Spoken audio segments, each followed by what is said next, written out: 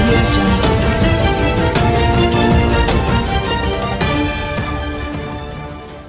ఈ ఏడాది విడుదల కాబోతున్న మోస్ట్ అవైటింగ్ మూవీస్లో రామ్ చరణ్ రంగస్థలం కూడా ఒకటి.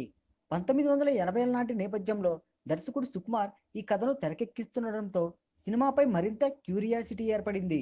ఇప్పటికే విడుదలైన రామ్ చరణ్ ఫస్ట్ లుక్కు మంచి స్పందన లభించగా కథా పాత్రలకు సంబంధించి ఇంతవరకు ఎటువంటి క్లారిటీ రాలేదు.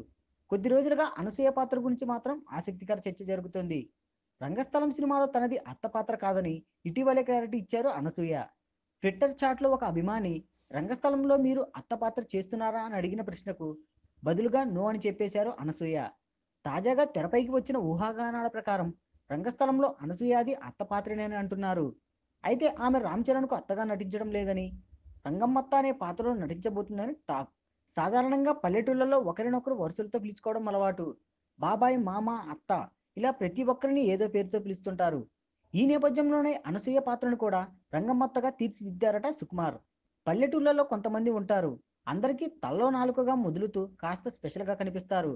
ఇప్పుడు రంగస్థలంలో అనసూయ పోషించే పాత్ర కూడా అలాగే ఉంటుందని టాక్. రంగమ్మత్త లాంటి క్యాచీ నేనే అయితే ఆ పాత్ర జనాలకు మరింత చేరువవుతుందని, అదిగాక రంగస్థలం టైటిల్కు దగ్గరగా ఉందని దర్శకుడు సుకుమార్ ఆ పేరునే ఎంచుకున్నట్లు తెలుస్తోంది.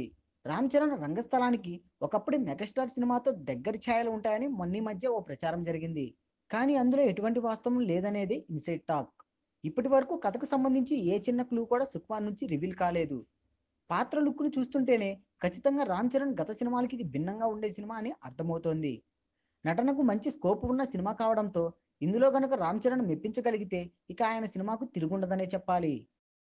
ఏంటండి వీడియో నచ్చిందా? అయితే ఓ లైక్ వేసుకోండి, లేదంటే ఓ కామెంట్ చేయండి. ఎప్పటికప్పుడు మా వీడియోస్ చూడాలంటే సబ్స్క్రైబ్ చేసుకోండి.